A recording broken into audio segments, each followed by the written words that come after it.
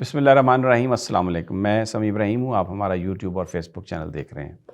آج دو سٹوریز آپ کے ساتھ ڈسکس کروں گا۔ ایک تو بلوچستان میں جو حملہ ہوا ہے اس پر بات کریں گے کہ وہ کیوں ہوا، بظاہر کیا لگتا ہے اور اس کا کیا ریئیکشن ہونا چاہیے، کیونکہ پورا سوشل میڈیا جو ہے اس میں پاکستانی لوگ، ہماری قوم اپنے جذبات کا اظہار کر رہی ہے، اور ڈیفینیٹلی اگر کوئی ہم پر حملہ آور ہوگا تو جو لوگوں کی ڈیمانڈ ہوگی وہ یہ ہوگی کہ فوری طور پر اس کا بدلہ لیا جائے، اس کو دیکھا جائے، اور یہ کیسے کسی کو ہمت ہو گئی کہ وہ پاکستان پر اس طرح کا وار کرے۔ تو یہ بالکل یہ جائز جذبات ہیں، لیکن پھر بھی ریاستوں کے، حکومتوں کے، ممالک کے درمیان جو تعلقات ہوتے ہیں، ایران ہمارا ایک برادر ملک ہے، تو اس کے ساتھ تعلقات، اسٹریٹجی ایسی ہونی چاہیے کہ شکایات کا ازالہ ہو اور ایک دوسرے کی جو آزادی ہے اور جو سپیس ہے اس کی رسپیکٹ کی جائے۔ حالات کو بگڑنا نہیں چاہیے۔ ہو سکتا ہے یہ کسی کی کوشش ہو حالات بگاڑنے کی، تو وہ اسرٹین کر کے، کیونکہ اپنے دفاع کے لیے کارروائی کا حق تو آپ کے پاس ہمیشہ ہوتا ہے، تو اس لیے یہ اس پر فارن آفس نے بھی رسپانس کر دیا ہے۔ تو ایک تو یہ سٹوری ہے، میں اس پر ڈیٹیل سے بات کروں گا۔ اور دوسرا جو اس وقت الیکشن کیمپین چل رہی ہے، جو پی ٹی آئی نے جو انقلاب لے آئی ہے، پی ٹی آئی، آپ تصور نہیں کر سکتے تھے کہ سندھ جو روایتی طور پر پیپلز پارٹی کا، انٹیریئر سندھ خاص طور پر ایک قلعہ رہا ہے، اس میں کوئی شک نہیں کہ وہاں پر چاہے وہ جو بھی پولیٹیکل انجینئرنگ کہے، پولیٹیکل مینجمنٹ کہے، لیکن پیپلز پارٹی نے اپنی حمایت کو انٹیریئر سندھ میں انٹیکٹ رکھا۔ وہاں پر کوئی ترقی وغیرہ بھی بہت زیادہ نہیں ہوئی، کچھ سڑکیں ضرور بنی ہیں میں نے دیکھا، لیکن جتنی ہونی چاہیے تھی ایسا نہیں ہوا۔ کراچی شہر میں بھی کوئی ترقی نہیں ہوئی، بلکہ نہ وہاں پر پانی ہے، نہ وہاں پر سیوریج سسٹم ہے، نہ ہاسپٹل کے انتظامات ٹھیک ہیں، لا لیسنس بھی بہت زیادہ ہے۔ تو لیکن اس کے باوجود وہ الیکشن وہاں پہ جیتتے رہے۔ لیکن ابھی سندھ کے اندر شیر افضل مروت نے جو پچھلے 3 دن گزارے ہیں کراچی میں، حیدرآباد میں، اور پھر کچھ انٹیریئر سندھ کا علاقہ، تو ایک انقلاب اس نے برپا کر دیا۔ وہ کوئی ٹاپ صف اول کا پرانا لیڈر نہیں ہے تحریک انصاف کا، ایک وکیل ہے، ایک ورکر ہے جو عمران خان کے لیے کھڑا ہوا، لکی مروت میں اٹھا، سب سے پہلا اس نے جلسہ کیا وہاں پر۔ تو اس کے بعد لوگوں نے اس کو عمران کا ایمبیسڈر مان کے تو اس کا استقبال کرنا شروع کر دیا۔ تو کراچی میں، حالانکہ مقبول باقر صاحب سابق جج ہیں سپریم کورٹ کے، لیکن اب یہ چھوڑیں، یہ سابق جج ہونا یا حاضر سروس جج ہونا یہ کوئی عزت کا معیار نہیں ہے۔ انہوں نے جس طریقے سے پی ٹی آئی کے جو سی ویو پر جلسہ تھا اس کو روکنے کے لیے رینجرز کا استعمال کیا، پولیس کا استعمال کیا، اور وہاں پہ نہیں آنے دیے، لوگوں کو آنے دیا جا رہا تھا، لیکن شیر افضل پہنچا، ہزاروں کی تعداد میں ورکرز پہنچے ساری رکاوٹیں توڑتے ہوئے۔ پھر اس کے بعد اس کو گرفتار کرنے کی کوشش کی گئی رات کو، وہاں سے بھی وہ نکلا، پھر وہ حیدرآباد اور میرپور خاص اور یہ سارے علاقوں میں جہاں جہاں وہ گیا اس نے ہزاروں کی تعداد میں ورکرز کو نکال لیا۔ اور وہ پی ٹی آئی جس کے بارے میں یہ جب انہوں نے نشان لے لیا، بلہ عمران خان اندر ہو گیا اور کہیں بات نہیں آ رہی تھی، لوگ نہیں نکل رہے تھے، تو یہ کہہ رہے تھے کہ ختم ہو گیا، اور پھر جعلی سروے کر کے انہوں نے یہ بتایا کہ جی پی ٹی آئی کی پاپولیرٹی کم ہو گئی۔ لیکن ابھی سندھ کے اندر جس طریقے سے شیر افضل مروت نے بتایا ہے کہ پارٹی کس قدر سٹرونگ ہے اور موجود ہے، اسی طرح پشاور میں شاندانہ گلزار کے گھر کے باہر جو ایک چھوٹی سی ورکر میٹنگ تھی، وہ ہزاروں لوگ آ گئے اور وہاں پر وہ جلسے میں تبدیل ہو گئی۔ پنجاب میں بھی وہ عائشہ نذیر جٹ جو ہیں ان کی جو کیمپین ہے وہ جس طرح سے چلی ہے، اور پھر کئی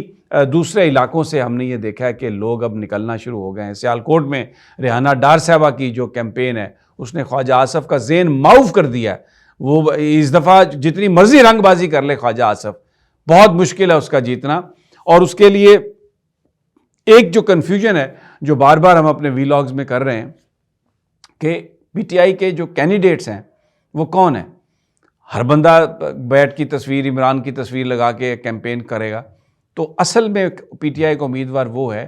جو پی ٹی آئی سینٹرل جو ہے ان کی ویب سائٹ پر وہ باقاعدہ ایک پورٹل کریٹ کر رہے ہیں جہاں پر آپ کانسٹیچوئنسی نمبر ڈالیں گے اور جو بھی آپ پی ٹی آئی کا امیدوار ہے اس کا نام اور اس کا نشان سامنے آ جائے گا، اور وہی آپ کا اصلی امیدوار ہے۔ اور یہ جو کیمپین کی بنیادی جو ایک فوکس ہے جس پر وہ یہ کہ آپ ووٹ ڈالنے کے لیے نکلیں، آپ مت ڈریں، اپنے ساتھیوں کو، دوستوں کو لے کے آئیں، آپ ووٹ ڈالیں، اور پھر آپ وہاں پر اپنے ووٹ کا پہرا بھی دیں۔ اب جو ماہرین کی جو رائے ہے، اگر 60% پلس ووٹ ڈل گئے تو پی ٹی آئی اور پھر اس کے بعد چند درجن لوگ یا 200-400 لوگ پولنگ سٹیشن کے باہر پولنگ ٹائم کے بعد بھی کھڑے رہے کہ جو نتائج ہیں وہ تبدیل نہ ہو سکیں، جو بیلٹ باکسز ہیں وہ کوئی لے کے نہ بھاگ سکے، تو پی ٹی آئی 80% سیٹس جیت جائے گی۔ اگرچہ انہوں نے اسپیشل سیٹس جو ہیں وہ پی ٹی آئی کو ان سے محروم کر دیا ہے، لیکن آپ یقین کریں جو اس وقت سرویز آ رہے ہیں، سرویز میں 80% ووٹ جو ہے وہ تحریک انصاف کا ہے۔ اصل مسئلہ یہ ہے کہ وہ ووٹ پولنگ سٹیشن پر آ جائے اور وہ ووٹ کاسٹ ہو جائے اور پھر اس کے بعد وہ کاؤنٹ ہو جائے، وہ آپ نے اس کو میک شور کرنا ہے۔ تو پھر P T I simple majority لینے کی پوزیشن میں ہے۔ میں آپ کو بتاؤں اس قدر لوگ اس وقت خان کے ساتھ ہیں اور یہ آپ پر ڈیپینڈ کرتا ہے۔ تو ایک تو یہ آپ کیمپین سرویز میں جو بھی سروے آ رہا ہے اس میں جیسا بھی سروے آ رہا ہے اس میں پی ٹی آئی جو ہے وہ ٹاپ پہ جا رہی ہے۔ تو ایک تو یہ، اور دوسرا میں آپ کو بتاؤں ٹکٹوں کے لیے میں نے بڑی تحقیق کی، بہت سارے لوگوں کو کہہ رہے ہیں جی آپ فون کر دیں، آپ ہمیں ٹکٹ دے دیں۔ آپ یقین کریں یہ جو فیملی ہے خان صاحب کی، ان کی اہلیہ ہیں بشرا بی بی صاحبہ، بہنیں ہیں علیمہ خان صاحبہ اور دوسرے لوگ، کسی کا کوئی عمل دخل نہیں ہے۔ اگر کوئی بندہ یہ کہتا ہے نا کہ فلاں بندہ ٹکٹ دلوا سکتا ہے، بشرا بی بی صاحبہ نے کوئی دلوا دیا کسی کو یا ایسی، آپ احمقوں کی جنت میں رہتے ہیں، کوئی بندہ آپ کو بیوقوف بنا رہا ہے۔ ایسا کوئی چکر نہیں ہے، بالکل قطعی طور پہ کوئی چکر نہیں ہے۔ وہ ڈیٹیل میں آپ کو بعد میں شیئر کریں گے ہم کہ کس طریقے سے یہ سارا معاملہ خان صاحب کے پاس گیا اور ہینڈل ہوا ہے، لیکن ظاہر ہے کچھ چیزیں ایسی ہوئی ہیں جس میں مطلب یہ جو نظریاتی کے ساتھ جو ایگریمنٹ ہوا تھا وہ خان صاحب کی اپروول سے نہیں ہوا تھا، وہ گوہر صاحب نے کہا کہ وہ سیاسی کمیٹی نے کیا ہے۔ تو اس طرح اور بھی بہت ساری چیزیں ہیں جو بیچ میں ہوئی ہیں جس میں عمران خان صاحب سے نہیں پوچھا گیا، وہ جیل میں، آپ سمجھیں اس بات کو۔ ایک تو میں شک نہیں کرتا کسی پہ کہ جی وہ انہوں نے کوئی جان بوجھ کر یہ کروایا ہوگا، لیکن کیونکہ خان صاحب سے ملنے نہیں دیا جاتا، کاغذ پینسل وہاں پہ نہیں ہے، اتنا ہیومنلی پاسبل نہیں ہے کہ ایک بندے نے یاد کیا ہو سب کچھ، تو یہ ساری چیزیں ملا کے، لیکن اس کو سازش کا میں ابھی بھی روپ نہیں دیتا، کیونکہ اگر یہ سازش ہوئی تو خان صاحب خود اس حوالے سے سٹیٹمنٹ دے دیں گے، اس لیے ابھی ہم صرف یہی سمجھتے ہیں کہ کچھ irregularities ہوئی ہیں۔ بہرحال اس کے باوجود کیمپین جو ہے وہ بہت زوروں پر ہے اور زندہ ہو گئی پی ٹی آئی ہر جگہ پر۔ اب ذرا یہ جو مسئلہ ہے دیکھیں، 2019 میں عمران خان نے بھی ایران کے اندر یہ بات کہی تھی کہ پاکستان کے اندر کچھ ایسے عناصر موجود ہیں جن کو اسٹیٹ بیک نہیں کرتی، نان اسٹیٹ ایکٹرز ہیں، سم ٹائمز ہو جاتے ہیں، تو وہ اس پہ یقیناً ایران نے سفر کیا، and we will stop it. اور اس کے بعد ہماری مسلسل کوشش رہی ہے، میں ذاتی طور پر جانتا ہوں کہ بڑی کوشش رہی ہے، لیکن وہ بڑا ڈیفیکلٹ ٹرین ہے اور وہاں پر یہ سب کچھ ہے۔ اب یہ لیکن ایران نے پاکستان کی جو ایئر سپیس کی خلاف ورزی کی ہے، اس کی کوئی جسٹیفیکیشن نہیں ہے، یہ غلط ہے۔ اگر کوئی ایویڈنس تھا تو وہ پاکستانی حکام کو دینا چاہیے تھا کہ جناب آپ یہ دیکھیں، ہمارا برادر ملک ہے۔ اب اگر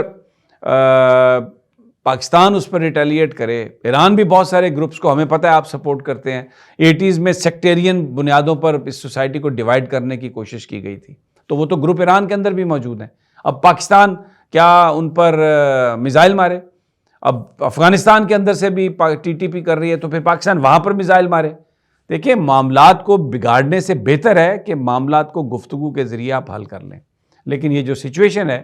یہ بڑی مطلب ڈسکریجنگ ہے، اور جو ڈیمانڈ ہے جو اس وقت پاکستانیوں کی، جو اس وقت سوشل میڈیا پر جو آ رہا ہے، جو ایک سینٹیمنٹ بن رہا ہے کہ پاکستان کو کچھ کرنا پڑے گا اس صورتحال کے لیے۔ لوگ وہ جو انڈیا کے جہاز آئے تھے، جس طرح عمران خان صاحب وزیر اعظم تھے اور ابھی لندن کی سارا معاملہ ہوا تھا، لوگ اس طرح کا جو ہے نا ایکشن چاہ رہے ہیں، تو ایک بڑی سنگین یہ صورتحال ہے۔ پر آئی ہوپ کہ ہمارے جو فیصلہ ساز ہیں وہ عقل، سمجھ، سوجھ بوجھ سے اس مسئلے کو حل کریں گے۔ اجازت اگلی ویڈیو تک، اللہ نگہبان۔